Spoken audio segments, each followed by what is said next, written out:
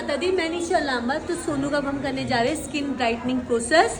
ये बगैर केमिकल, बगैर स्टेरॉइड्स, बगैर हम स्किन को पील्ड किए हम ये वाइटनिंग की तरफ लेके जाएंगे, जो आपको कुदरत के रंग तक वाइटनिंग देगा। तो पास लेके आया। तो यहाँ पे मेरी बच्ची की टैनिंग है और लेफ्ट में है और राइट में है। ये सारी टैनिंग साफ कर देंगे छू मंतर। ये धीरे धीरे प्रोसेस इनकी बॉडी को भी चेंज करेगा, इनके फेस को भी चेंज करेगा। इसका रूल तो ये है कि तुमको खुश होकर लगानी है सब कुछ, ठीक है। मैं कितना भी बाहर से रगड़ दूं, अंदर से दुख के साथ नहीं लगेगा। Okay okay. तो beauty come with lot of happiness. Okay, हम स्टार्ट करते हैं प्रोसेस को।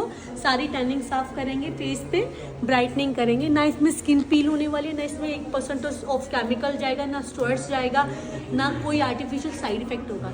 जस्ट अ मेंटेनेंस और अ थेरेपी। हम स्टार्ट करते हैं आज।